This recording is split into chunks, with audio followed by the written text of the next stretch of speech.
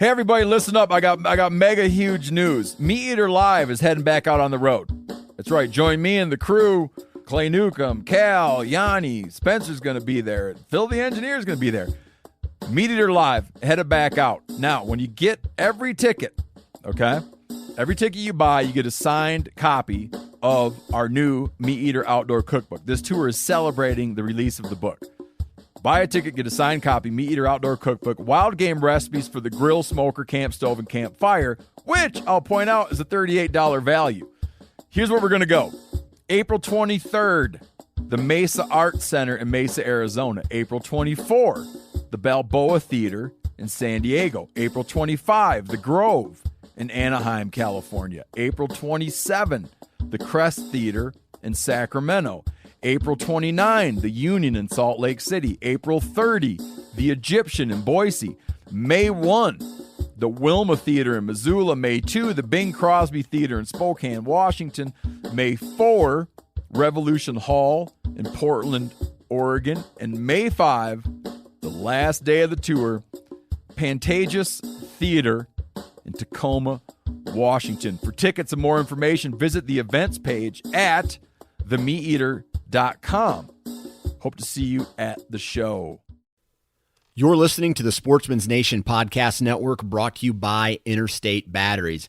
Interstate Batteries was the first supporter of the Sportsman's Nation. I've gotten to know some of the people who work for that organization very well. It's an awesome company. They make awesome products, and they have thousands of retail locations all over the United States. So if you need help finding a specific battery, whether it's for your truck, whether it's for your trail camera, a remote control, a rangefinder, anything in between, stop into a local Interstate Batteries retail store, talk with a specialist, and they're going to help you out.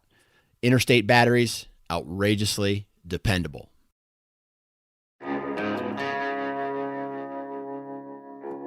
My name is Clay Newcomb, and I'm the host of the Bear Hunting Magazine podcast. I'll also be your host into the world of hunting the icon of North American wilderness, the bear. We'll talk about tactics, gear, conservation, but we'll also bring you into some of the wildest country on the planet, chasing bear.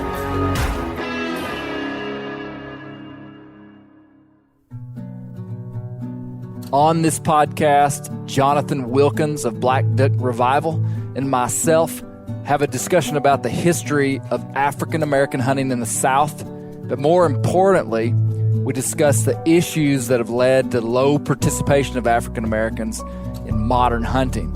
The discussion flows into racism, its roots, the roots of racism in modern hunting, and Jonathan gives some insightful commentary, as is his usual thing he does, on race issues in general. Our discussion is framed around a book called Hunting and Fishing in the New South by Scott Giltner. And it's an incredible book, and we kind of use the book as a scaffolding around the conversation. I'm really looking forward to you guys hearing my conversation with Jonathan Wilkins. W Hunting Supply is a hound supply company based out of Washington, family owned. It's run by houndsmen and houndswomen. They stand behind their products. They have incredible customer service. When you call their numbers, you talk to real humans that know what a hound is. And they use the products that they sell. So check out our friends at W Hunting Supply for all your dog and hound needs.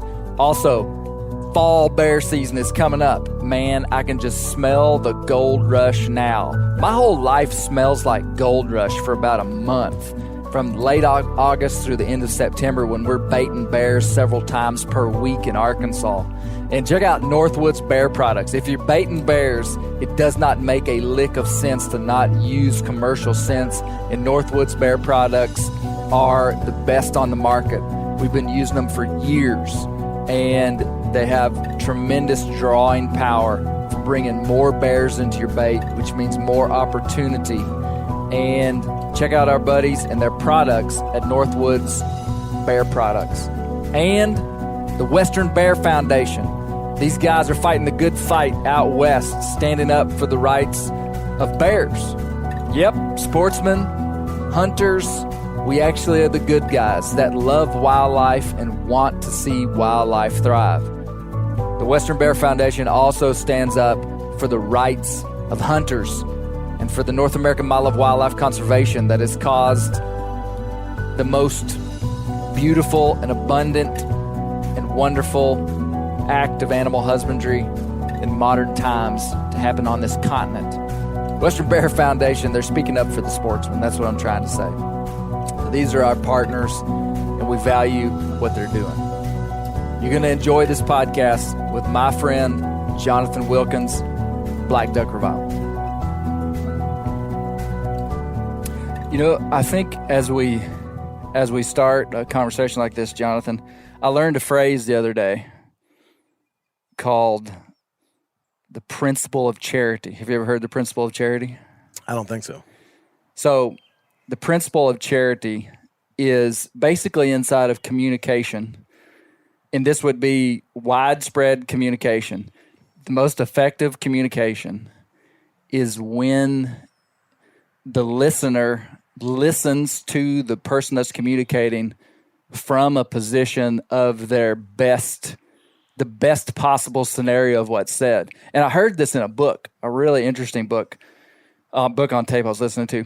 And this guy was saying that that's the reason why, like, the media right now is so untrustworthy on every side, is because people take something that's said and they take it to its worst possible extreme, and then they use it against that person, both sides. Mm-hmm. And so the idea of the principle of charity is that when somebody says something, you take kind of like their best, the best, you give them some charity, essentially, you know? Sure. And as we talk about race relations, as we talk about stuff that's pretty sensitive, mm-hmm. you know, that's what I'm asking our listeners to give me and you, is the principle of charity.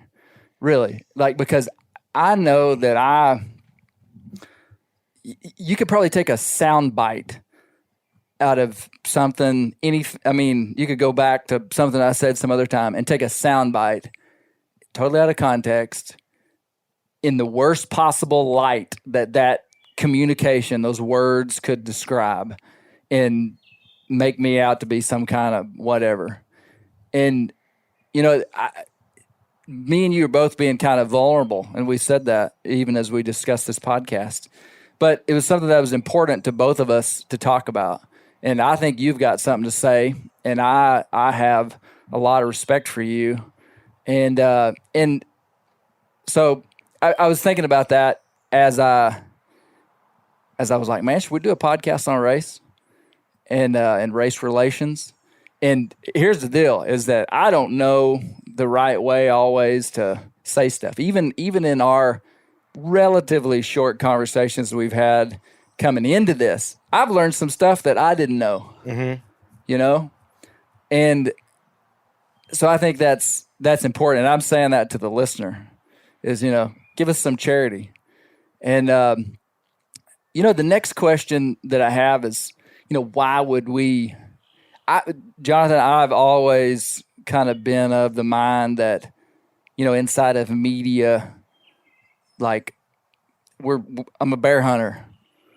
And so stick with bear hunting, you know, kind of stick inside of these, of your target. But the deeper that I've got into media and the more that media has changed, for me not to address certain topics almost feels cowardly, or feels like I'm dodging something. And I mean, you know, you've heard the podcasts that we've done about family, mm-hmm. and about values and bringing, you know, raising up children and building family culture and stuff. It's like, that doesn't have anything to do with bear hunting. Tell me how to kill a bear. Well, you know, the cool thing about media these days is that we have so many platforms for communication. We've got the leverage to talk about what we want to talk about that we feel like is relevant. And the reason it's relevant and here's the reason it's relevant. It's relevant because we're humans, you know? I mean, it's relevant. It's relevant to talk about this because you're my friend, Jonathan, and you have a very different life experience than I've had. And I know that I don't understand it all. And I've had a life experience that you haven't had, that you may not fully understand. And, but the cool thing is that, you know, I think, you know, essentially when I like boil down hunting, like a lot of times I view it through the romantic lens of this is a primitive human action, you know, it's something that's like primitively, like essentially human. And getting along, learning how to get along with other humans is essentially human too. And now, so my guest is Jonathan Wilkins. You've been on this podcast 2 times before, right, Jonathan? Yes, sir. Yeah. But man, you sent me a book. You sent me a book that I read, and it's called Hunting and Fishing in the New South. Black Labor, White Leisure After the Civil War. Fascinating book. How did you hear about this book? Man, I was just, I think I just did a Google search, you know, trying to find some, just some history of African-American hunting in the United States. And I mean, there's a want of research on it. There's probably 2 books. There's that book, and there's another text written by a guy. The other text is written by a guy who actually went to college here in Central Arkansas at Hendrix. But yeah, man, I just kind of found it like that, ordered it, read it, was super fascinated with it. And I ended up doing a little interview with the author, Scott Giltner. And then I've been kind of trying to disseminate it to, you know, anybody who I thought would take the time to read it and could get something out of it, because I thought it was a pretty thought-provoking and eye-opening book. So I want to talk about the book some, but like a part of what you do in like a passion of yours, would you say that is introducing African Americans back into hunting? Is that how it describe to me, like kind of your core inside of that? So, I mean, part of it would be, you know, like in the brand name Black Duck Revival, like we've talked about before, that's a reference to this old church that I bought and, you know, reconditioned. But it's also an idea that's important to me, this kind of resurgence or this bringing back or this revival of this idea of self-sustainability and being able to take care of yourself. And I think that's particularly important, you know, to people in, you know, what might be referred to as marginalized communities, especially communities that, you know, like African Americans were once almost entirely a rural population, you know, working in agricultural labor, you know, even after, I'm saying working, not being forced to, but like working in agriculture even after the Civil War. Yeah. And that's no longer the case. You know, Yeah. Most black people in America live in urban environments. You know, there's a large disconnect, I feel like, in a lot of ways with the natural world, with agriculture. I mean, we could talk for two days about why those reasons are, but you know, I think often we don't think about it, but you know, the people who, when you hear people say, you know, black people built this country, like the White House was built with slave labor. The great artisans of the 1800s, many of them were enslaved people. The great chefs of the 1800s, you know, French classically trained chefs were often enslaved people. The people who worked in, you know, the turpentine forest of the South, the people who cleared the swamps oftentimes were enslaved people. And then the people who tilled and worked that land were enslaved. And then afterwards, you know, a continuation of that bondage, you know, while maybe not officially owned, Right. Stunted in their ability to reach their full human potential. So this idea of working with your hands and working the earth and agricultural and hunting and fishing, these are things that, today I think it's often a misnomer that we don't associate that with African Americans. Right. But it's something that we have this country was built on the labor and the ability of black people to do and to make and to connect with the world around them.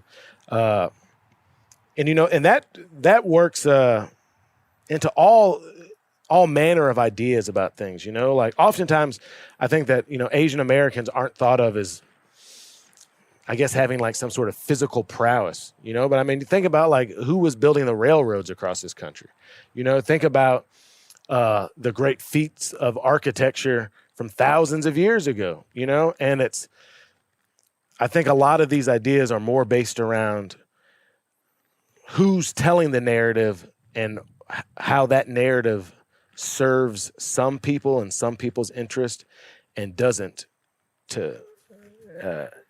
serve adequately or appropriately some other people. Well, there's what you just said about African Americans being so connected rurally for such a long time has almost been like erased from the culture in a lot of ways. I heard a stat today that there's 300,000 African Americans that hunt in the U.S. today. 300,000 of like 11 million hunters. So less than 1 in 10. Does that stat ring with you? I mean, I heard that from a 2017. I believe that if you took that nationally, now I'd say I would hazard a guess that the bulk of black hunters are in the South. Yeah. But yeah, I bet if you look at the centers of African American life in this country, they're gonna be mostly in coastal or northern cities. And these are population remnants of the Great Migration. Right. People leaving structural racism and physical violence in the South. Which they moved to the cities, to the industrial cities of the North, because you also had an economic shift out of agriculture into production, and those production centers were in the North. So you had these waves of people moving to, St. Louis. Like my dad's family was originally from Keogh, Arkansas. Really? That's about 30 miles away from here. But, I'm from St. Louis. Indianapolis, Detroit, Minneapolis, Baltimore. These were big industrial, Boston, big industrial cities that black people moved up to. And it shows you kind of how short our collective memory is. Yes. Because, just colloquially, you start to think that,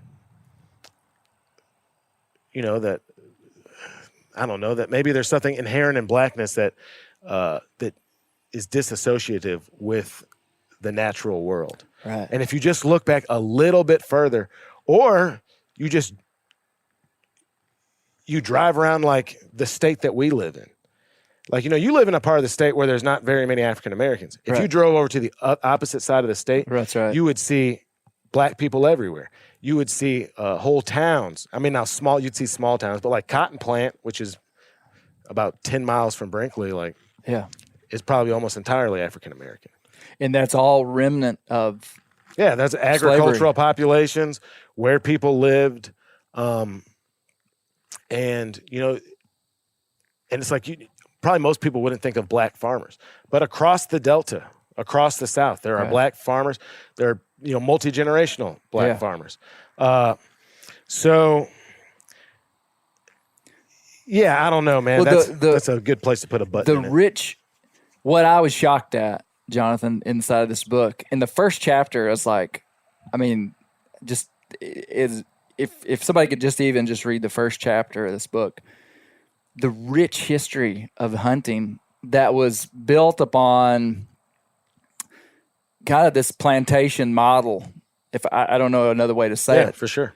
But like the black people were in charge of. There was a lot of hound hunting, a lot of dog hunting. They were running deer, they were running rabbits. They were so a lot of the black guys were the hound handlers, and a lot of them were master houndsmen. Fast. I mean, that blows my mind. I mean, that continues today. Like if you go, we're in the western, or about as far west as you can go and still be in the South. But if you go like towards more of the deep South, where you have these like very strong, and they're still there, like quail hunting, heritages, and like especially on those plantations with those like big, huge row trees. Many of the great dog handlers and pointer trainers have been black. And I mean, that still continues today. I saw something that was really cool. It was some like field trials, like bird dog trials for pointers. I want to say in Georgia. And it was started in the mid 80s. And it was basically started because, some good old boys wouldn't let some black houndsmen enter into their field trials. And so they're like, well, we'll start our own. And man, it was like 150 black guys all on horseback, with these pointers and these spaniels, like riding through these big old plantations, having their dogs find coveys. Yeah. And man, it was really cool to see, and it was a really powerful thing to see. And yeah, man, it I think it goes to who's telling the story, who's writing the books, who's getting the publicity. It's not oftentimes not the people that are integral to it, Yeah. Well, the other thing, and I am relaying information here that really I just have learned. And this book is fresh on my mind because I read it last week. It's been a while since you've read it, I think. Yeah. It's been maybe a little probably while. a year, Yeah. But so here is what this guy like really laid out, is that there were the black guides. There were a lot of black guides, like, and so part of this hunting culture was that these, the wealthy guys would go out and hunt, and they would have black guys that would guide them. So, but there was what they called black game, where there were certain species that they would allow the black people to hunt on their own. Do you remember that? Yeah. In part one of them was raccoons and possums. And so these guys would have coon dogs. Now we're talking specifically during slavery. Well, or even after you're talking about. Well, it started I'm talking inside of slavery, and then it kind of continued for a while after that. No, just for because sure. of who was kind of. Well, the reason base. I wanted to clarify that is because I want to make the distinction. It wasn't so much that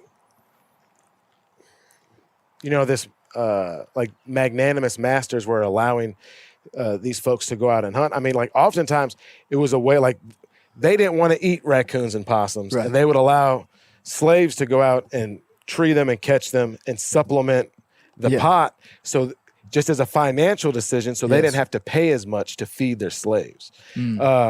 And what's interesting about that is that's really, when you really look at that you want to talk about dehumanizing, like I want to save every dollar I can. And so I'm going to send you out at night to go get what I consider essentially vermin to feed your wives and children. So it doesn't cost me as much, because this is all about a bottom line. But it also shows, if you want to talk about resiliency and being able to affirm your humanity in the face of barbarity, this was a small little place or an aspect of life where these people who were in bondage, who were enslaved, who were not recognized as human beings, could find some mastery and some small control over their own lives, and take pride in what they were doing and their expertise and their prowess. And I think maybe the first podcast we did, we talked about how validating it was for me, like when my wife, was proud of me that I brought a deer home. Yeah. When you're bringing home sustenance, inside of a system where you can't protect your wife, you can't protect your children, that's kind of what we were talking about earlier, man. Like, it makes hunting a raccoon incredibly noble. Yeah. Well, listen to this. Here's a quote that I want to read from this book. Mm-hmm. I think I sent you this. Yeah. Man, I've sent this quote to several people, and people have just been like, wow, it's powerful. So here it goes. J. Vance Lewis, born a slave in Louisiana, noted this dual importance. He said, "The slave loves his dog," he wrote. "They are constant companions. He talks with him by day and hunts with him by night. His dog is the only thing under the sun that he can call his own, for the master claims the woman that is called his wife, his offspring, his hut, his pig, his own body, his very soul." It's heady stuff, man. You see how something that seems insignificant, like a coon hunt or a coon dog, becomes like this one place that culture is built around, and that, where these people were able to, they were connected to the land. It's something I actually identify with. I've thought often, there's many reasons why I was drawn to hunting and, this lifestyle. But man, I think one of the reasons is because, and this is uncomfortable, I think, for a lot of people to hear. But when you are a black person, a black man, or perceived as such, however it might work out, there is a constant awareness of how you're being perceived that you have to maintain. In business dealings, in the store, just out in the world. And it really is, it's exhausting in a way that's, I think, is difficult for someone who doesn't experience it to understand. And there is the natural world in the wild, and especially oftentimes, the way that I like to hunt, like by myself, deep in stuff, really immersing myself in it. It's an opportunity to not have that. It's an opportunity to, it's a way for me to enter a meritocracy of my own choosing. And it's revitalizing and restorative and validating in ways that I think I'm often, I'm not fully perceiving at the time. Yeah. And so I do kind of connect with that idea. We're talking about generations removed,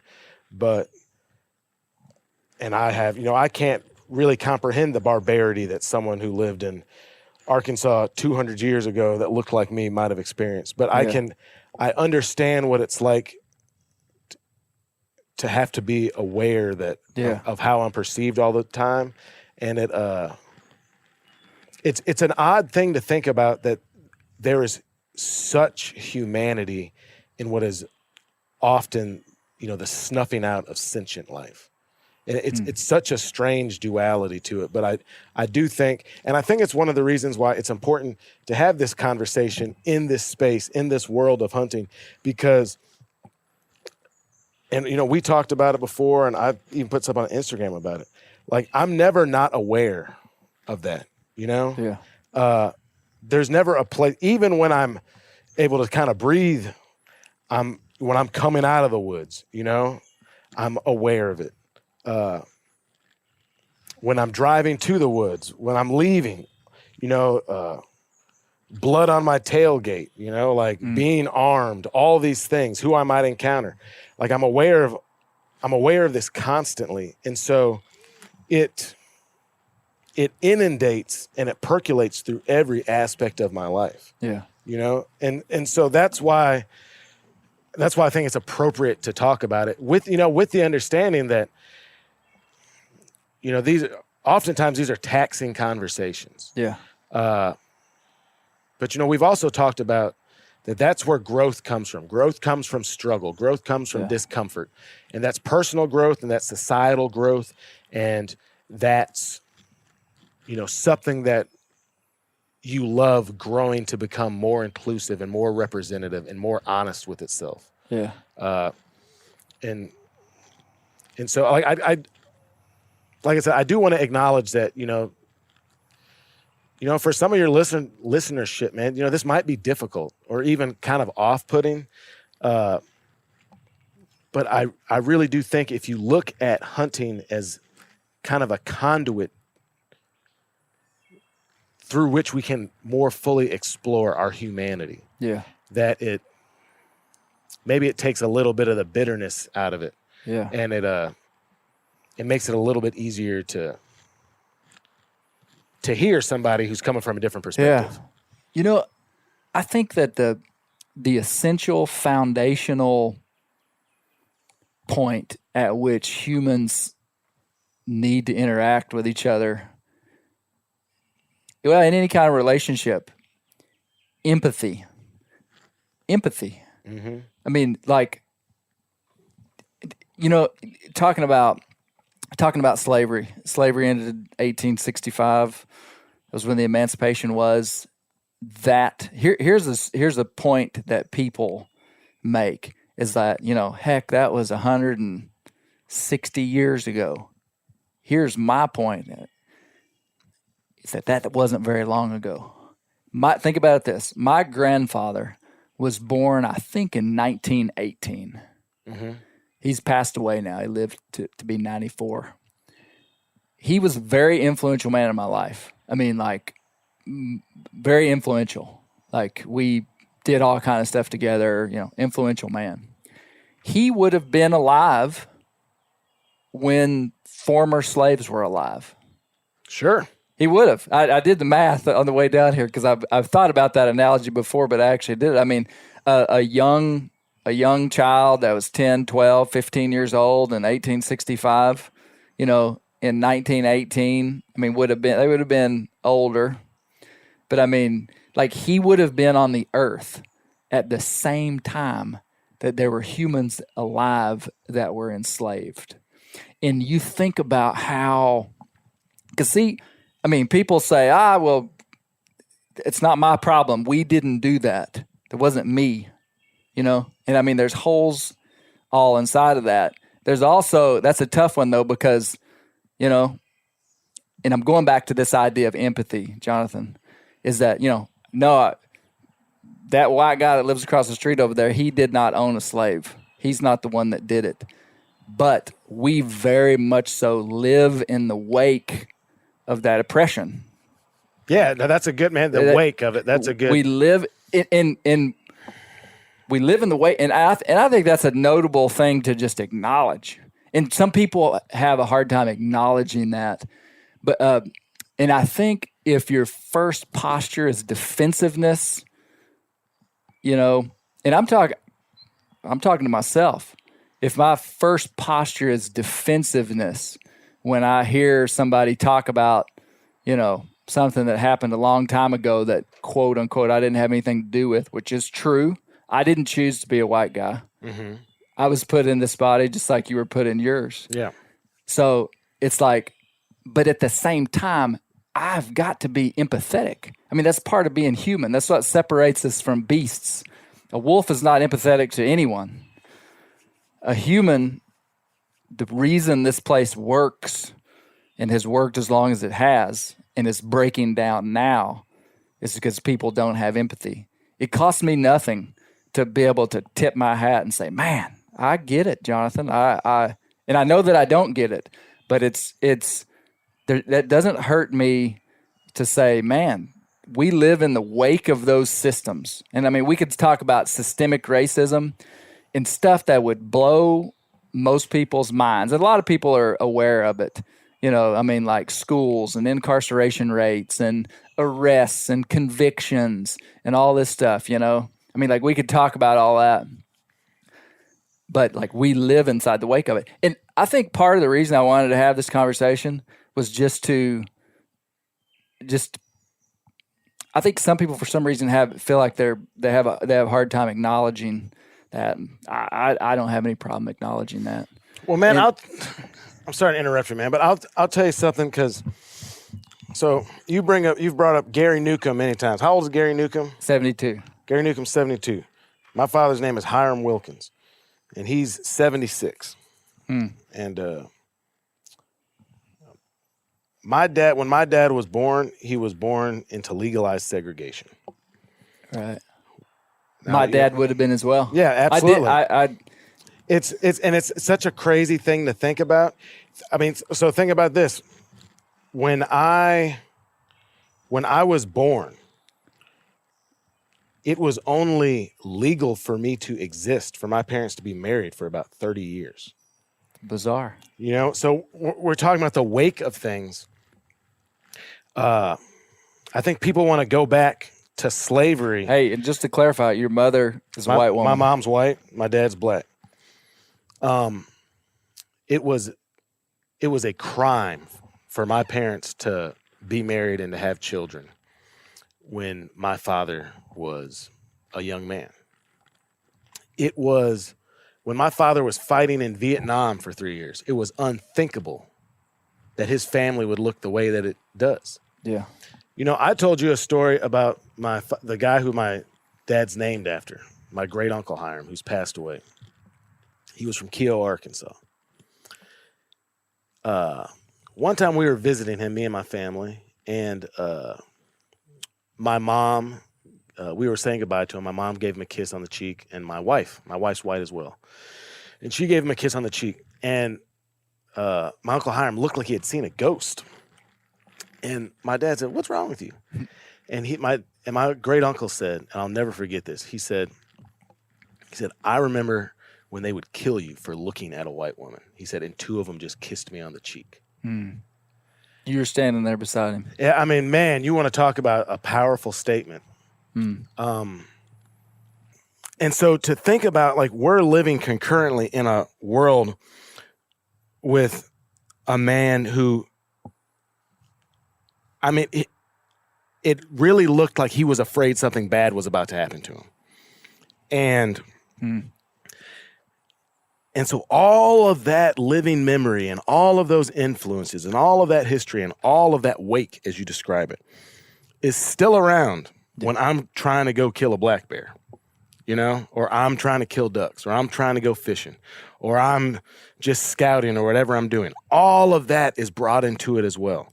And that doesn't mean, because I'm aware of that, that doesn't mean that I'm an inherently fearful person or I'm an inherently, distrustful person. But it does mean that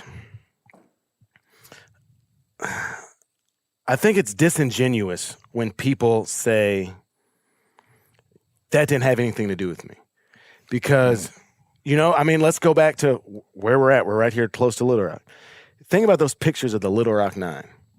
Those pictures of angry people attacking folks, screaming at children, hateful, vitriolic signs and the things they would say, and spitting on little girls and all that stuff. And Little Rock Nine would have been in the 60s? No, it would have been in 1954, I believe. 1954. Brown v. Board was 1954. Yeah, so they were the first 9 black students to integrate Arkansas public schools. And the people that were saying those things and doing those things and fighting it, and the fact they had to bring the National Guard into it and stuff, they didn't stop thinking that because the federal government told them that they had to let their kids. What happened is that a bunch of folks moved and school systems changed and whatnot. But those ideas, those preconceptions, those ideas about what society was supposed to be and was supposed to look like, they didn't disappear. And those folks raised some of those people. people are still. They're still around. They're still alive. I mean, those folks had, children, and those children maybe have been my boss or my teachers and I think it's important, just as wonderful things are passed down in family and just through osmosis with your family. Yeah. Things that are not wonderful are passed down and absorbed as well. And, these ideas about, what's important to you or your family or your heritage or, and that could be your religion or where you live or, these traumas and stuff continue as well. Yeah. Like the children of the civil rights workers who were lynched and burned and maimed in the 60s are still around. You know what I mean? They're bringing those living memories and those traumas to their experiences and to their children. And I feel like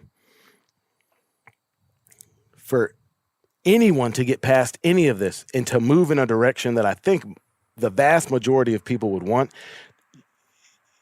you can't ignore things. Yeah. It's the same thing, in a relationship with your wife. That not talking about stuff. Yeah. And I'm bad about that. I don't want to talk about stuff. I want to ignore it. I want to just not talk about it and let it go away. And that doesn't work. Yeah. There's got to be an acknowledgement. There's got to be displayed empathy. Yeah. It doesn't mean that you have to villainize yourself. Yeah, but that's a good way to say it. But and everyone's reaction whenever you feel that you're attacked or you're made to be uncomfortable or something about you is being questioned is to be defensive. I mean, that's everyone's natural inclination. But like you said, the idea of empathy, I think the idea of empathy is important, and also coming to things with the idea that everyone can be redeemed. There's redemption for everybody, but you cannot get redemption without acknowledgement. Yeah. You know what I mean? That's like, you've got to look in the mirror and you've got to think about, I think a lot of people think that being a nice person absolves them of wrongdoing. And, oftentimes nice, polite people don't say things. And because they don't say things, other people who aren't so nice or aren't so quiet get to control the conversation, and I mean, you can take that back to when you were 5 years old, right. There was a bully, there was a loud kid, there was, someone who was pushing themselves, and everyone going along with it is what allows that to continue. And the minute that a peer says, hey man, we're not putting up with that, it puts that louder voice, that more destructive force. It puts them on the outside. And yeah, man, most people want good things for themselves and their family. And maybe, even if you might not culturally relate to somebody, you can relate to those very innate human ideals and feelings. Yes. And they're transcendent. Mm-hmm. They really are. And so I think oftentimes as human beings, we feel the need to personally identify with somebody else's pain or discomfort to be able to feel empathy. And I think it's a real skill to be able to empathize with someone that you don't understand. But you're able to do it because you understand the human condition. Yeah. Yeah. Man, that's good stuff. Golly, I don't even know. I don't even have a response, but I do have a quote. There you go. So I think part of the thing that I see inside of like the worldview that I'm not going to say that I represent because I don't represent it, but that is there, is that a lot of people don't see the issue. Mm-hmm. They don't see that there's an issue. And part of what I even wanted to do is inside of doing this podcast is just as an acknowledgement that there's an issue. Because there's this kind of defensive posture that pops up with people, and they're like, nah, this is just being blown out of proportion. And you know, I got a quote here. It says, and I don't even know who said it. I just snagged it from somewhere, but it says the problem is the structures of racism are embedded throughout our economy, our society, and here it is, much of which is invisible to us who are ourselves not disadvantaged, but are glaringly evident to those who are. Mm-hmm. So it's like, without empathy, without looking beyond just yourself, you might look out and see, like, what's the problem? You know, I mean, I think one of the biggest things I've heard people say is, this is America. Anybody can go do this. Anybody can go to college. Anybody can, you know, pick themselves up by the bootstraps and work hard and make something for themselves. And so that is their kind of excuse to say racism is non-issue. I mean, I've heard black people say that. That's pretty much what, I don't want to put words in Morgan Freeman's mouth, but that's pretty much what Morgan Freeman says. But the stuff is so deeply embedded inside of the culture that I think it's hidden to those who aren't disadvantaged by it. I mean, you like hearing you talk, like I see it. I just kind of can see through your eyes, and I just don't have that same experience. So unless I had some connection point, like, I don't know, maybe I wouldn't take the time to think much about it, you know? I mean, people are usually people are usually just interested in defending their position in their life and their lifestyle. Mm-hmm. And, sure. And here's what I want to say too, is that I think there's a lot of really good people that aren't quote unquote racist that just don't understand. I mean, and that could have been me, and I'm still learning and I'm still growing. Part of the reason I'm having this conversation with you is I want to. I just think there's something essentially human and fundamental about having an empathetic perspective towards people. And, you know, I didn't grow up with black people. The town I grew up in, you know, it's like I look at my life and I could have turned out way different in terms of my views. And it would have been hard to blame me, if I could say it that way, because I didn't grow up around black people. We had zero diversity in our town for the most part. Mm-hmm. And so it's like this world was going on with racism and stuff, and it's like it just wasn't relevant to me, even though inside of my culture where there were at the time, very few minorities at all,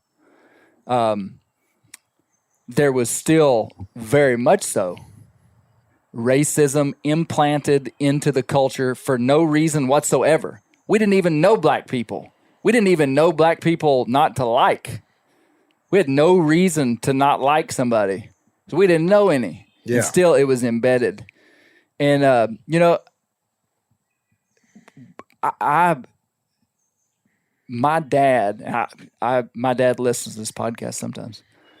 Man, he embedded in us. I got what I said basically from my dad. Empathy. Like he grew up in segregation. He was born in 1948. Mm-hmm. So he would have gone to grade school in all white schools. Yeah. I mean, at least some portion of it. And, you know, the Jim Crow laws were kind of fully gotten out by about 1965, as I understand it. Mm-hmm. But still, a lot of those things would have rippled through. Absolutely, sure. I mean, but actual, you know, a lot of this Jim Crow law. So, I mean, like, he would have grown up in very much so, and he grew up in a bigger town that had black people. And, man, he taught us when we were little, even though we didn't have black friends because there weren't any around, that he was like, no, those people are to be respected. He really did that. And just as easy as I had a dad that put that in me, so it made it pretty easy for me to have that, I could have had a dad that didn't. Well, okay, so check this out. And this relates back to what I was talking about. There's probably a lot of people, you probably know a lot of people who maybe their dad never particularly said anything, like just, terribly racist or offensive. But he didn't say what Gary Newcomb said to you. Right. You know what I mean? And there was a vacuum. There was a space that wasn't filled, and so it was filled with the culture. Yeah. And I was thinking about something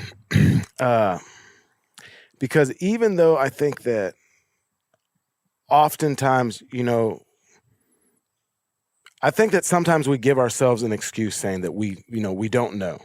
And I'll tell you, I thought of this little experiment. It's based off of a Chris Rock comedy bit. But Chris Rock said, and I think this would be interesting to ask people. So if you say that everyone's got the same shot. Right.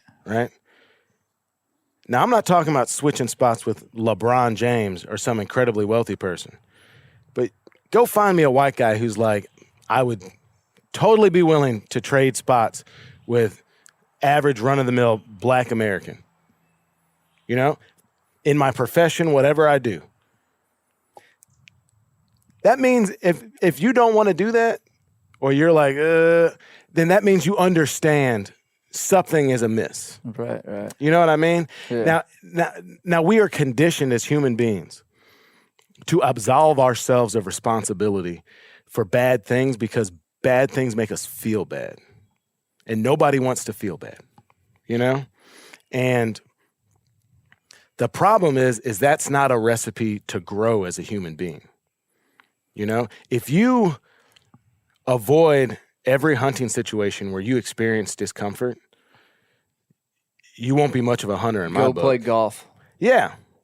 The golf thing. Yeah. But no, really. If you're only willing to chase ducks when it's nice weather and it's comfortable, you're probably not going to get to go duck hunting that much. If you want a nice, easy, convenient bear hunt, then spot and stalk in the National Forest in Arkansas at the end of September is not for you.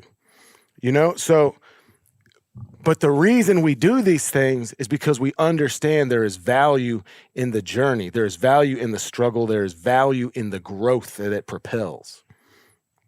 And so I think that that's a worthwhile attitude to bring towards anything that we find personally challenging.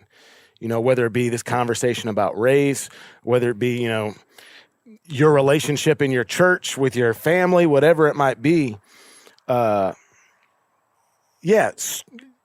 Finding empathy even when it's difficult. Yeah.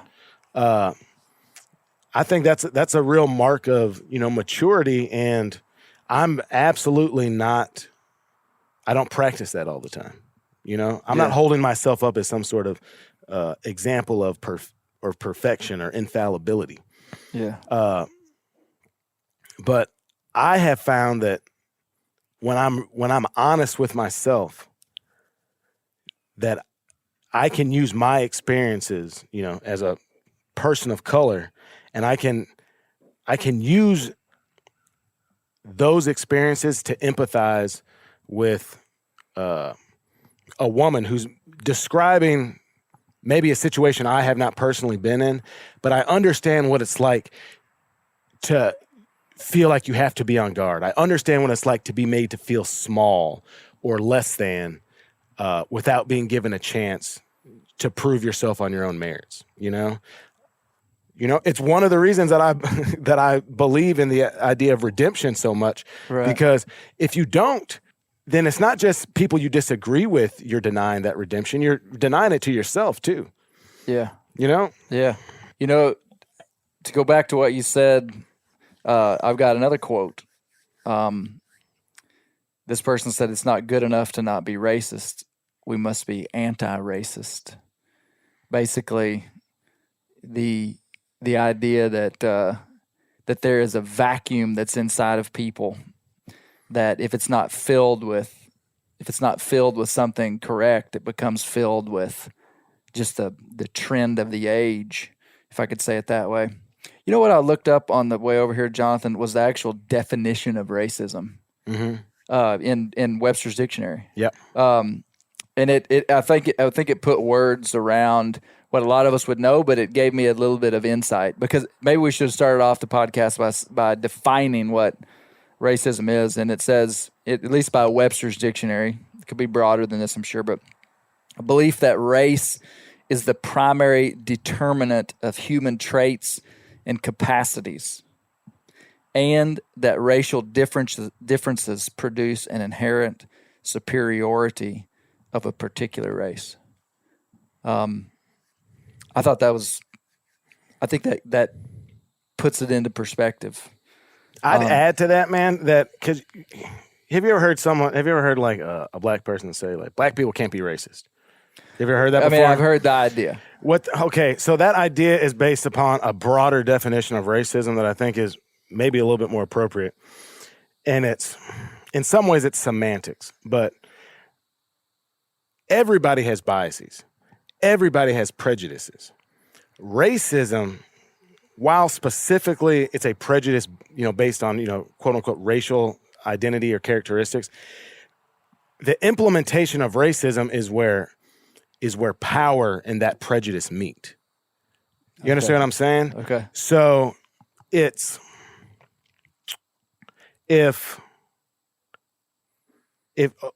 so I just heard this statistic that, on average, white teachers are 50% less likely to recommend black students that meet the criteria for the gifted and talented program. Okay. Now that's a result of a prejudice. But the implementation of that, because, we know that going into a gifted and talented program in school, it puts you on a different trajectory education-wise, which, you start that in junior high, you get through high school, AP courses, college, all this stuff, right? So that being less likely to recommend that student who's of equal merit, that's racist. That's where it's damaging. Somebody in their house, not liking the cut of my jib or whatever it might be, that doesn't necessarily affect me. I don't even know what that means. The cut of your jib? You never heard that? It just doesn't like your style or Okay. Whatever. But it's when that person is, hiring down at the construction yard. Right. And then I show up. This is like a functional definition. Yes. And so, I think it's important to add that to it because I think it kind of rounds out the definition and it explains why, while everyone has prejudices and biases, right? It's different when it comes to the idea of racism sometimes. I see what you're saying.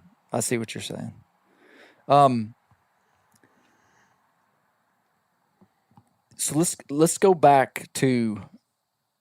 I want to talk a little bit about the history of black hunting after emancipation. The postbellum? Yeah. Because there was some pretty incredible stuff that happened. Hey, since I read this book, let me. This is what I do to like my wife and different people is I like lecture them on what I've learned, and then they tell me if they understand it. So you can tell me if this is what you captured from the book. Okay. Because I'm taking this whole book and trying to put it in like 5 minutes here. But basically, when the emancipation came and all the African Americans were free men, hunting became a way for them to be independent. Basically, all the economic structures in the South would have still been controlled by white power. I mean, these people didn't have credit, quote unquote. Obviously, they didn't have credit. They just started from zero. Yeah. And so all the economic power is still with their white masters. So when they were freed, they would have gone back and worked with.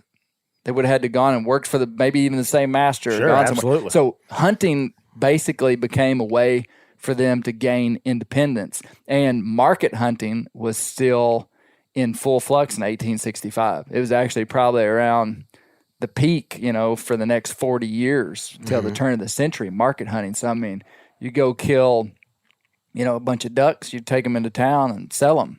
You go So hunting became a way for African Americans to be financially independent from their former place of oppression. And I've got a quote from the book that I thought was really, really powerful. This guy's name, this was, let's see. As former slave Charles Ball remembered about the day he acquired an old musket for hunting. Let me stop right there and say, after the war, the Confederate guns were sold for like dirt cheap. All these old crummy guns were sold for dirt cheap. And so African Americans could afford them. I mean, they were just get, hundreds of thousands of muskets and what they were using. And so those were the weapons that they acquired for hunting. And as former slave Charles Ball remembered about the day he acquired an old musket for hunting, I now began to live well and to feel myself in some measure an independent man. And so hunting was this place of independence for him and for these people. And that's where the book is so fascinating, because it talks about all these African Americans and how incredibly skilled hunters they became. But the tragedy of it is that at the same time that they were becoming, they were just trying to gain their independence. They were market hunting, was the same time that kind of the conservation movement was beginning to boil, which made, people started to see that market hunting wasn't the best thing for wildlife, and it was going to decimate wildlife. And in the South, white people had always been the ones in charge of hunting, and all of a sudden, hunting became this place where they no longer had racial superiority or control. And so that's where they began to systemically try to push back hunting with the African Americans. But there was this long period of time, or at least until when game laws were enacted, where African Americans were fishermen and hunters, and there's all kind of terrible quotes in this book, but fascinating quotes of what great hunters there were and how at different times they were, they basically, there were some of these white guys were, trying to preserve game and kind of had this European philosophy of hunting. And then African Americans were market hunting in some situations. And so that's where this conflict came. And that's what ultimately led to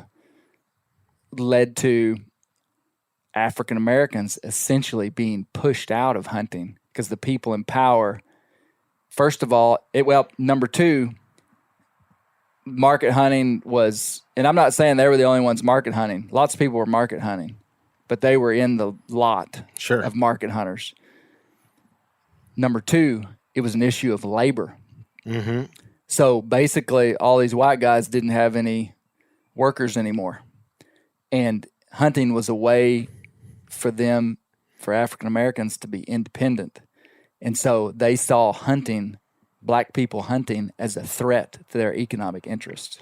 Absolutely. And so there's all kind of terrible quotes in that book that are, it's just, there's your Cooper's hawk. I just saw your Cooper's hawk chasing a bird over there. We're sitting out here on the front porch. You can watch him he'll nail frogs and little voles and stuff all the time. He was after a little songbird over there. Yeah. But so it was two parts. It was, these guys didn't like that they were catching and killing all the game. Number two, they didn't like they couldn't find labor. And and it was in direct, you got to remember too, that you've got a system that's built up on the alleged, superiority of white people over black people. And so African Americans' ability to fend for themselves was in direct contrast with that idea of superiority, because that superiority only works if you've got a population that's dependent. Right. You know what I mean? And man, you know what really struck me when I was reading that book is how, I mean, you're talking about what you just described. You're talking about, a population of people who go to the woods, who go to the wild to find a way for themselves, to feed and clothe and provide sustenance for themselves and their family. It's as American an ideal as exists. Right. You know what I mean? Yeah. You talk about the idea of self-determination, the idea of doing for yourself, the idea of, wrestling what you can out of the world and bringing it home to you and yours. I mean, that's exactly what was happening. And so I think that it wasn't just I think you did have this kind of like, Southern aristocratic oligarchy and their ideas about, what a sportsman, quote unquote, were. You have some of that. You have this influx of economic concerns with it as well. But I also think that in large part it was just an affront. Yes. To the idea that this very fraught idea that so many folks had built their life around. Yeah. Here's a perfect quote. This is from the book. It says, "There's little doubt that Southern sportsmen, many of them agriculture employers or landowners, believed former slaves' hunting and fishing activities were threats on several fronts. They merged their grievances over labor with calls for proper sporting behavior." So basically, those are the two things that they called them on. Was labor. We don't have labor because these guys are hunting. Mm-hmm. They don't have to work for us. And then number two, sporting behavior. Like they said, they're market hunters. They're pot hunters. There's a chapter in this book called "Meat Hunting Son of a Ham." Yeah. That's the title of the book, or the title of the chapter. And I think what you just said can be reduced to two things that everyone can understand: money and power. Yes. Yeah. All these systems that we're talking about, the wake of which we're continuing today, it really is based on money and power. Yeah. And it's and this is kind of an aside, but it's important to realize, they used to call the mixing of races, quote unquote, they called it miscegenation, right? There were these anti-miscegenation laws.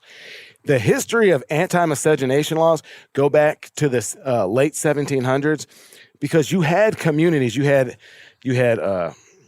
black people enslaved and free, you had Native Americans, you had white people who were in indentured servitude and poor, and they all lived together, intermarried, and that was a direct threat to the aristocracy, the ruling class, because there's a whole lot more of the have-nots than there are of the haves.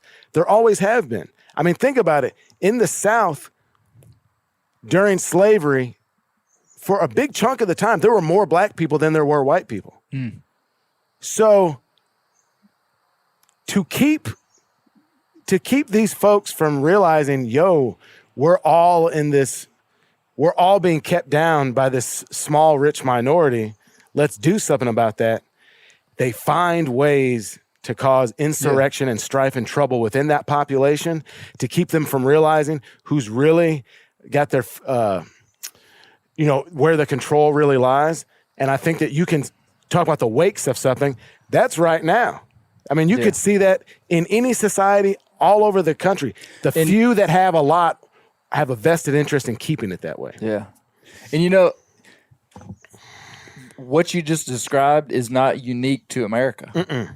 It is unique to mankind for our history. Yeah. I mean, we're talking about American slavery and all this because that's where we live. But I mean, everything you just said is the stuff that has happened for generations in all these different places. I like this quote right here. It said a text. Let's see. a contributing writer under the name of NAT of Palestine, Texas. He said when he was saying they, he was talking about African Americans, when they were turned loose, quote unquote, they became at once a race of sportsmen. That's what he said. Yeah. They became a race of sportsmen. And I think that's so wild because since I've read this book and I've talked to a few people, just random people, when I get excited about something, I talk about it. People have essentially been like, wait a minute, black people don't hunt. And I'm even talking about my black friends that I have sent this to. Sure. They have said that. Yeah. Like there's, so it's not just, I think it's fascinating. It's in the collective zeitgeist, and I've made this point many times, but you took a population of people that were almost entirely rural and within 20 years, you made them almost entirely urban. You had all these structures in place that prevented and limited them from being able to access the wild. And that's not just from, pricing game licenses out of, many poor rural black people's ability to purchase. But also, for a long time, there were laws against black people owning guns or weapons of any kind. Right. The tools they would need to hunt. Right. So you do that, and then you get 2-3 generations away from that, and suddenly everyone believes that's the case. Black people just inherently don't do these things when really nothing could be further from the truth. And to go back to that idea of that revival, that resurgence, man, I'm telling you, when I'm in the bayous, when I'm in the woods, I feel a spiritual connection to these places, and I'm not saying that it's necessarily because of, my ancestors or whatever, but I feel a human connection to those places that it has to do with me being a person and me interacting with those worlds. Like my wife feels that way in the desert. I feel that way in swamps and bayous. I'm a terrestrial creature. I don't want to be on the ocean. But there's people that feel that way on the ocean. They're pulled, they're tied to it, where we, as human beings, we cannot be separated from that connection. And then you look at the host of mental health problems that come with folks not being able to make that connection. Mm-hmm. I mean, it's part of who we are as human beings. You're supposed to be in touch and in tune with that. And I can personally speak to the fact that when I'm a better person. I'm more calm. I can listen to people more. I can be more empathetic to people. I can be a better version of myself because I'm involved in something that, again, is reaffirming and kind of reigniting my humanity. I'm not in conflict with the natural world. I'm a part of it. Yeah. Yeah. Man, as you're talking, I'm just flipping through my book, Jonathan, looking at things that I underlined. I'm going to just read a couple of kind of like disconnected quotes here, okay? Go for it. Let's see. With experience drawn from centuries of servitude, no one knew better than former slaves on hunting and fishing.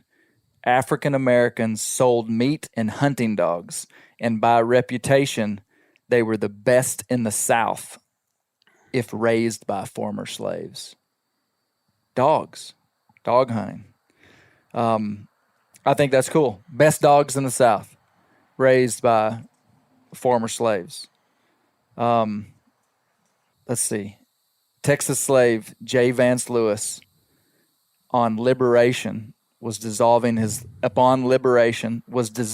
long-standing hunting relationship with his master's son, Cage Duncan. Okay, so here's a slave, Vance Lewis, and his master's son, Cage Duncan, and they had a long-standing hunting relationship. Lewis recalled, "There was also a very difficult problem for us to solve. we had 3 coon dogs, which we jointly owned, and I did not see how to divide the dogs without hurting his feelings, my feelings or the dog's feelings, without relinquishing my claims, which I loathe to do. Basically, after emancipation, they had to decide who kept these dogs. Yeah. And I just thought that was what a crazy problem to have. What a unique moment in history. And that you would have to think if they hunted together and raised dogs together, there were times when they were out at night and there were no lights on and they couldn't see, that they would have had just a human connection with one another. They maybe just for a split second, Yeah, that brings to mind a quote I heard just the other day, and man, it really resonated with me. And it talks about the difference in these systems in the North and in the South. And the quote went like this. It said, speaking about African Americans and the white power structure, it said, in the North, they didn't care how big you got as long as you didn't get too close. So there's this idea that in the 40s, the 20s, 30s, and 40s, there were black-owned businesses, neighborhoods, like my dad grew up in a neighborhood in St. Louis called the Ville, and it was black doctors and black lawyers, and the teachers were black, and the storekeepers were black, and all of that, right? In the South, they didn't care how close you got as long as you didn't get too big. And if you think about all the violence that was done to black people in the South during that time, it was because ultimately a supposed infraction in, stepping out of turn. But what's so interesting about that, like I said, if you go to the Delta, black and white people are used to being in close contact with each other. Right. Think about the wet nurses during slavery. You're talking about slave, the children of slave owners were fed, milk from slaves. An incredibly intimate connection. Yeah. But there was this line that could not be crossed. And if there was even the perception of that intrusion, it had to be crushed with extreme viciousness to make an example. So I remember that quote, and I always remember thinking that, emancipated or not, if that one guy said, I'm going to keep the dogs, he's keeping the dogs. You know what I mean? Yeah. Well, it never gave resolution. Man, it's easy to, you would hope that somebody, I think throughout history there have been people that had character that was beyond their time. Oh, absolutely. Sure. And we don't know anything about Cage Duncan. Maybe he was a jerk. Maybe he was just typical. But, okay, this is a perspective that I come from on that. He owned other human beings. So whether he was less brutal than someone else who did that, or whether he, buddied around with one of his slaves or whatever, he still is guilty of barbarity. So, and the only way to exist in that system, because human beings are capable of being awful to one another, but to maintain that sort of extended, dull, plodding, day in, day out barbarity,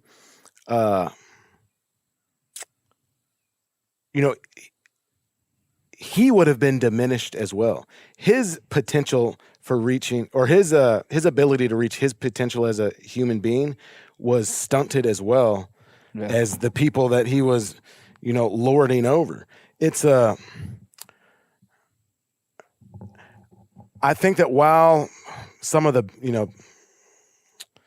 baser points of our ability to be human sometimes seems like it's a commonality, I think that always, when we go to those lower levels, dismissing other people in whatever way we do it, we're limiting our ability to realize the fullness of our humanity. I think that the ultimate condition of humanity is supposed to be one of growth and empathy and exploration, and not necessarily easy stuff, but those things. So, and I know that kind of seems a bit disjointed, but I do. No, I see what you're saying, and see that's the kind of stuff. Like I was looking at it from like this micro scale of like these two guys had dogs together, but you saw it from this bigger thing, which I didn't. I wouldn't have thought that, but it's such a, I mean, it's a no brainer.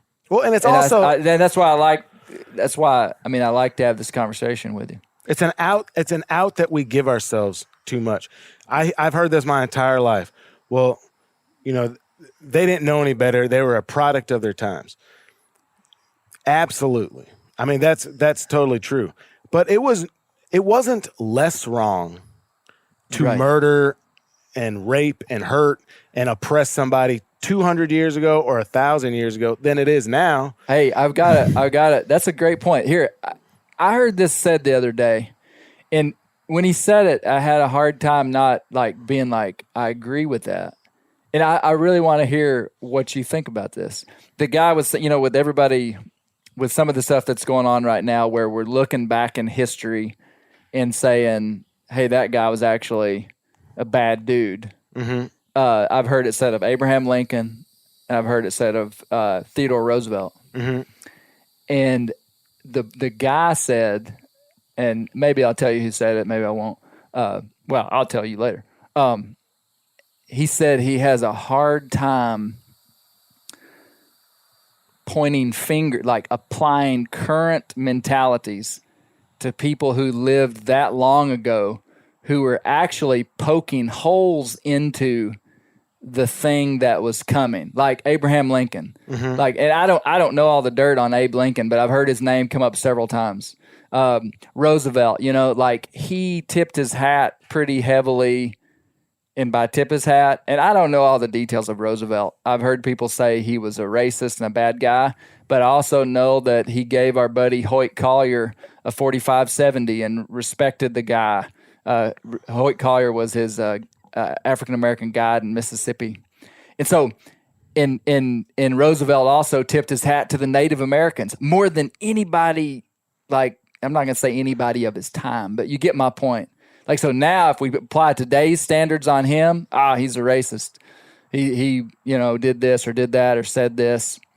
So like applying today's standards to someone back then who had some inkling, and this is the key point, Jonathan, would have some inkling of foresight and poking holes into this thing that we now say, oh, that was crazy. Do you see it? Does that make sense? Yeah, man. And, it's actually something I've thought about, and it's, I'll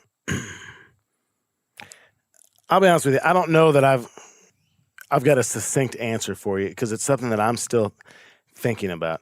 I would say this. I think it's worth thinking about. And I think that when we become dogmatic, I think that's dangerous because it prevents you from listening. It prevents you, from listening with a charitable spirit. It prevents you from being fully empathetic. And I think you don't have to go back in time. I think that you can acknowledge, someone could do great evil and still do great good. Yeah. And I think that's more. I think that as human beings, we want easy answers. And the truth is that human beings are not easy. Yeah. And there's not easy answers to, especially when you look at a person in the entirety of their life. So I think that I'll say personally for me, I try not to make a determination on someone only on what they've done in the past. Someone can do something that I really disagree with, but if there is a progression away from that thing that I think is wrong, and I can see them trying to grow and to wrestle with it and struggle with it, and they end up away from that, that's a person that I can continue to speak to and interact with, and even if I don't always disagree, or even if I don't always agree with them, I'm thinking about someone in particular in my life that is like that. It's someone I care about a lot. I disagree with them on some pretty, kind of touchstone kind of ideas, but we've maintained the respect level with each other that we're able to empathize and talk with each other, and we each get something out of it. So yeah, man, I don't know, and I kind of don't. Like I said, I don't have a succinct enough answer for me to want to die on any of these mountaintops, specifically around that right now. Yeah, but it's complicated, and I think that it's worth thinking about.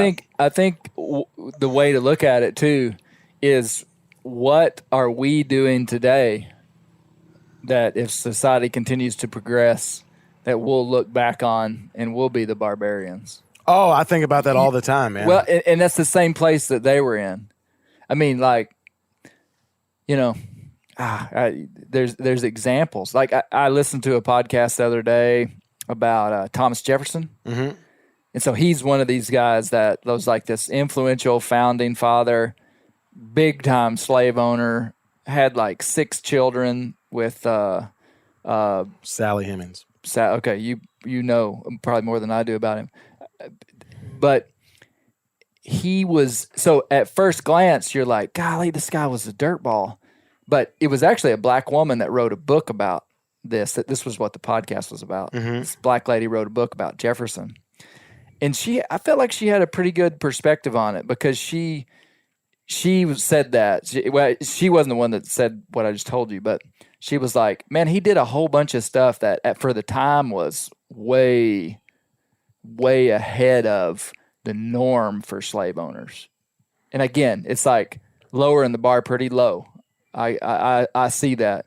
But, and she gave all these examples of like real nuanced things that he did that to her, she was like, because I mean, pretty much the interviewer was like, is he a monster for what he did? And she was like, well, yeah, he was a slave owner.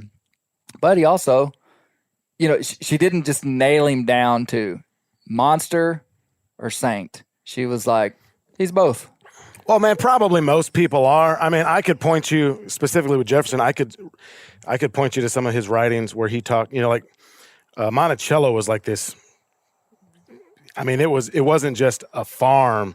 I mean, they had industrial production there and stuff. One of the things they had there was a small nail factory, and one of the preferred age groups of people, slaves to work in the nail factory, was a 10-year-old boy. And you can look at his writings describing how he had those 10-year-old children whipped and beaten, and how it upped his production numbers on nails.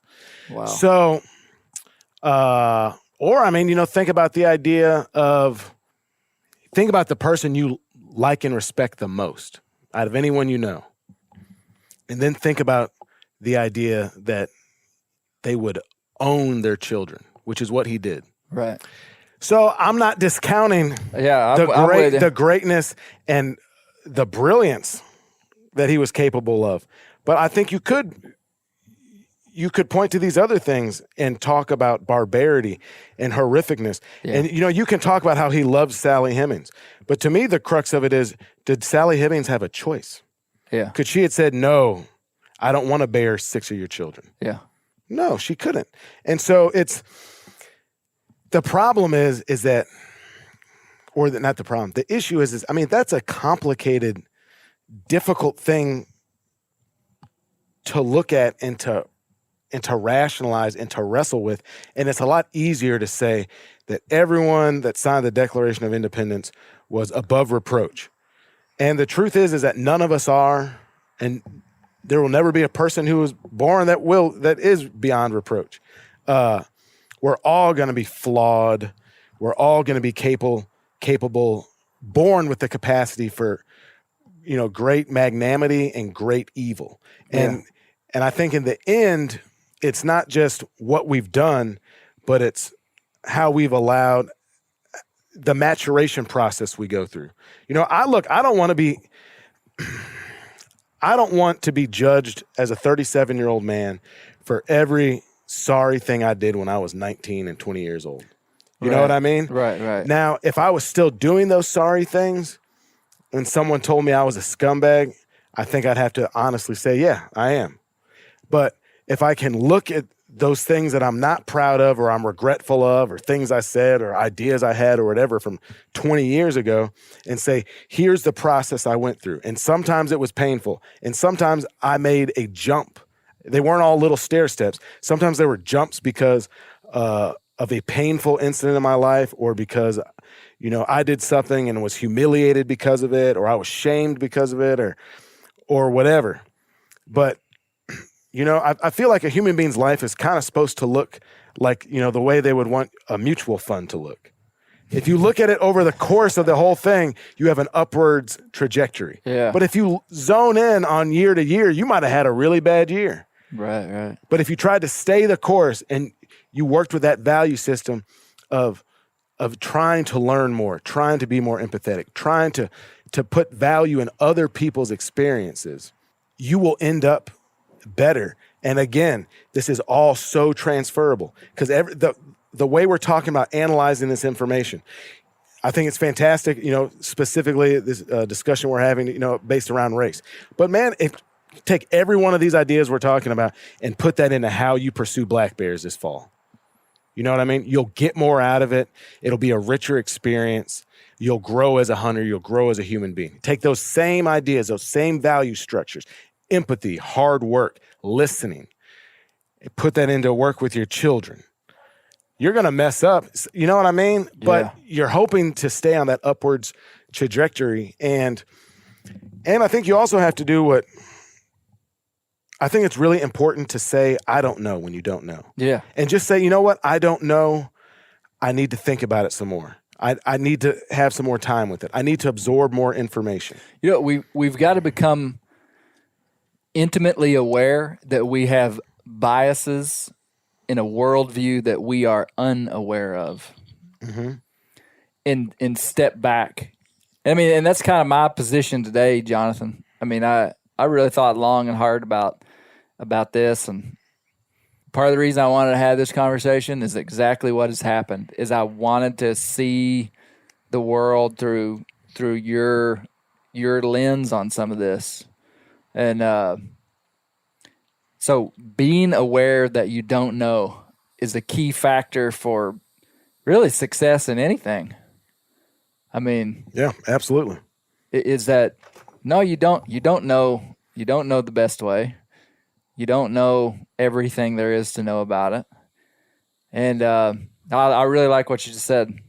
I really do.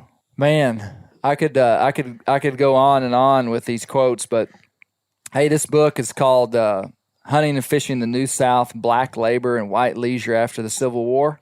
It's an academic book. So when I say academic book, I mean it's not like this guy's opinion. I mean, certainly there is he's drawing conclusions from evidence that he sees, but it's not like just this guy's opinion on what happened. Literally, the book is page after page after page of documentation, of quotes, of statistics, of things that happened that really is pretty hard to refute, I mean, it's a historiographical examination. Like I told you, that started as that guy's dissertation for his doctorate. Right. But something too I wanted to speak to on that book real quick, Clay, is that it's also interesting to me, 18 years ago when I moved to Arkansas. I moved to Arkansas 18 years ago. Like, I never would have guessed that my life would be what it is now, and that you'd have a spinnerbait tattoo on your wrist. I'd have. You're fast. I love that spinnerbait tattoo. That's a blue fox, man. You guys got to see this. Check out Jonathan's Instagram, Black Duck Revival. But hold up, I just lost. I totally derailed I felt you. like I had a point. Oh, I'm sorry. Oh, no. I'm Okay, sorry. no, so that's what I was talking about. I also think that it's a super interesting text, too. And what I was saying is, I came down here from St. Louis with preconceived notions and a different idea of what I wanted to do with my life. And now I look at myself right now, and I'm a Southern hunter. You know what I mean? Yeah. I've never I've fished in Alaska, but everything I've ever hunted, killed and harvested and eaten has been right here in Arkansas. And it's cool to read histories that are applicable to where we live and what we're doing, and because it does place you on that continuum. And that's what I was talking about when we were back in March, when we were running those coon dogs, and I was doing that after I read this book, and I felt like I was part of that continuum. You know what I mean? Yeah. And that's the best aspects of what people think about when they talk about heritage. It's something that can be inspiring, and it's something that can be validating, and it gives you a sense of belonging and place, and it's really a powerful thing. And I think that, especially, folks that we might hunt around a lot, right? Folks that have Southern accents, folks that have spent their whole life hunting here in the South and that love it and want to live here, and this is where they raise their families, and this is, the little country church or whatever it might be. This lets you know more about where you're from and part of that heritage. And there's painful blemishes on the history of this country, on the history of the region that we live in. But there's beauty and wonder and resilience and redemption and love and all that stuff in it too.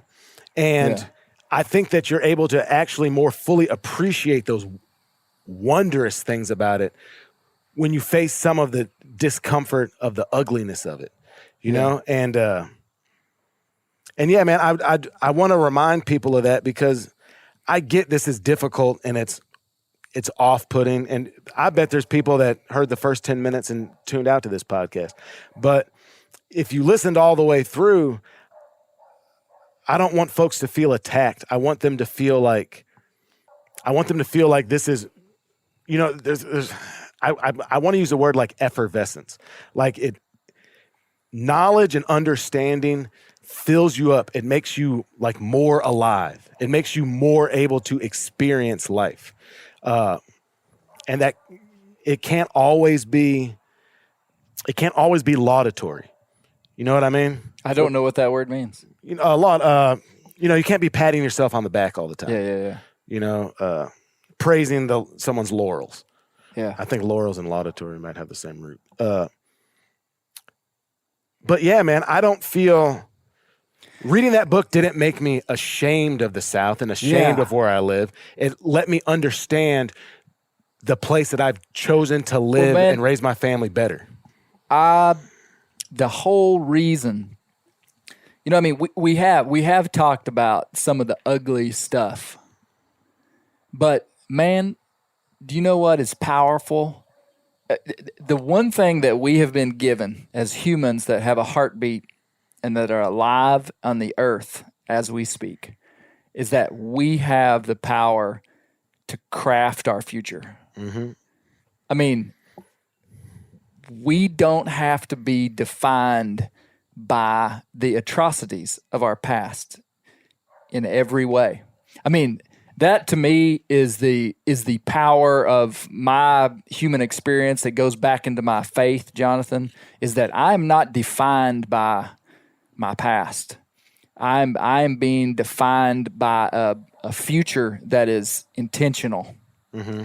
I mean, that's part of what this is.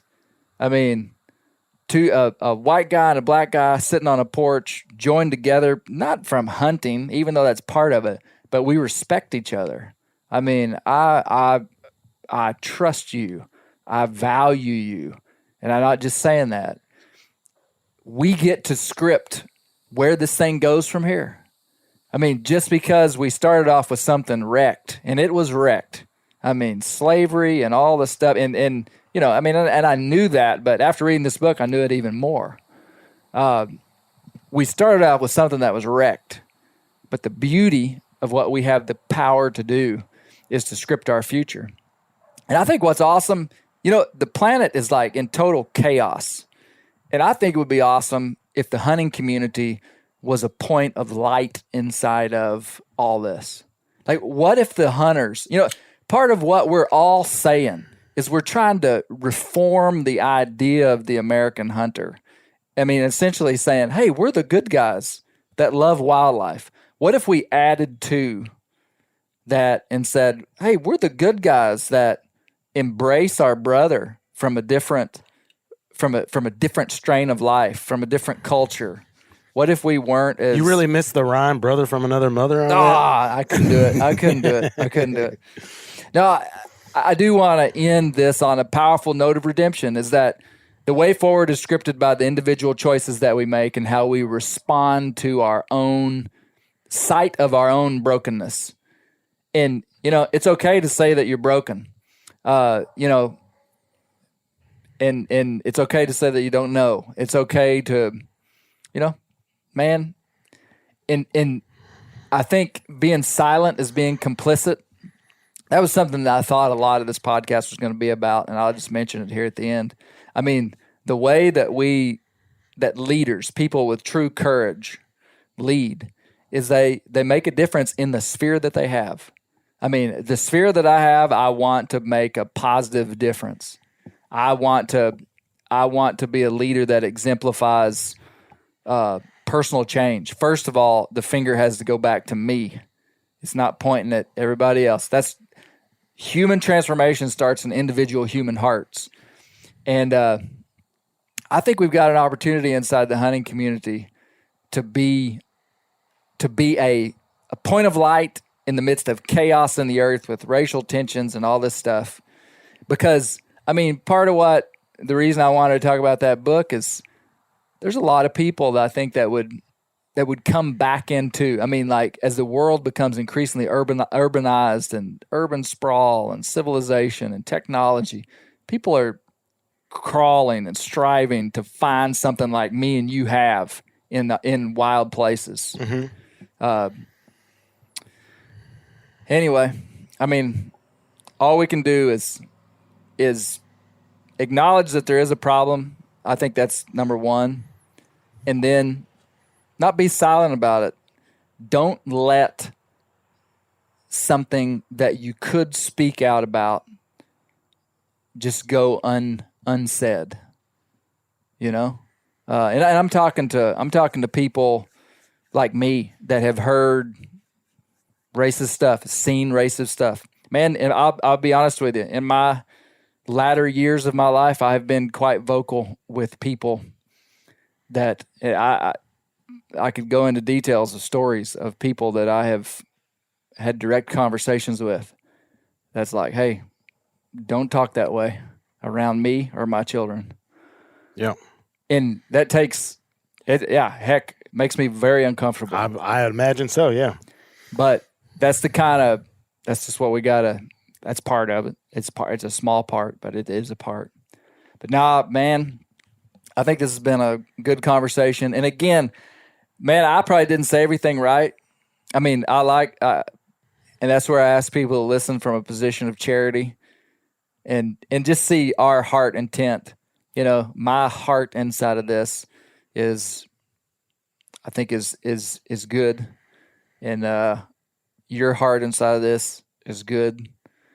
And, it's easy for people to be offended at stuff. And people will be offended, and that's okay. But a sign of maturity is not being offended at every little thing that pecks on your worldview. You know? No, man. And I think that's all well said. And, man, something I've really been thinking about a lot, probably in the last year or two, kind of my summation would be that there is no strength without vulnerability. I mean, like I said, man, my dad's 76 years old. He raised me, with kind of old school intentions, like probably stuff that would not fly these days. Now, he's a loving man and he's proud of me and he taught me a million things. But I say that to say that, I've got John Wayne ideals within me too. You know what I mean? Like, I pretend that I'm not physically hurt if I am, in front of my wife or whatever these trappings might be. But true strength comes from vulnerability. And yes, that works on these these more existential topics. But I mean, think about this. In a war, your buddy's laying out there in no man's land. You're going to go get him, right? The only way your heroism is dependent on you making yourself vulnerable. Now, in that sense, it's physically vulnerable. But the only way that you can be what you want to do and put what you want to in the world is to make yourself vulnerable. And I think that's exactly transferable to everything else. You're vulnerable when you push yourself out in the woods past your comfort level. You're vulnerable when you put yourself in a situation that you have to find a way to adapt and grow to exist in that space. And that can be within conversations, that can be within physical ordeals. But to me, my ideal of a hunter is a person who is striving to be in balance with their mind and their heart and their body. And that necessitates being able to be vulnerable. And now I'm talking about balancing that vulnerability. But I think if we can allow ourselves, to show our soft underbelly a little bit, sometimes you're going to get burned on it. You really will be. And sometimes you're going to be burned to the point that it's hard to make yourself vulnerable again. Right. But every wonderful thing comes from vulnerability. Yeah. Your marriage, the love you have for your children, your family, whatever it is, it all stems from that place. And to me, it's that idea that strength comes from allowing yourself to not be strong. And then you learn how to be. Yeah. So that might be a little bit of a departure, but I really want to bring it back awesome, to the human element in all of this. And I appreciate you, man. Yeah. Well, that's good, man. Super good. Well, I've only got one thing left to say. Do it. Keep the wild places wild, because that's where the bears live. And Jonathan's going to kill a big black bear this fall. I'll take a little one too, Clay.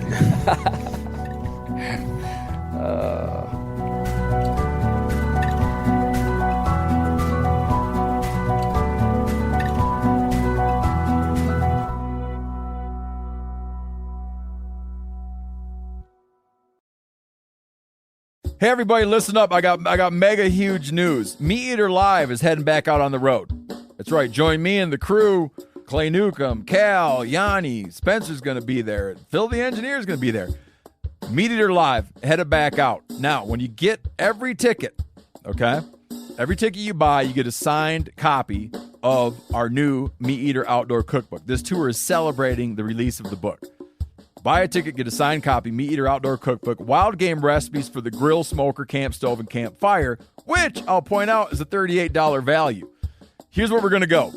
April 23rd, the Mesa Arts Center in Mesa, Arizona. April 24, the Balboa Theater in San Diego. April 25, the Grove in Anaheim, California. April 27, the Crest Theater in Sacramento. April 29, the Union in Salt Lake City. April 30, the Egyptian in Boise. May 1, the Wilma Theater in Missoula. May 2, the Bing Crosby Theater in Spokane, Washington. May 4, Revolution Hall in Portland, Oregon. And May 5, the last day of the tour, Pantages Theater in Tacoma, Washington. For tickets and more information, visit the events page at themeateater.com. Hope to see you at the show.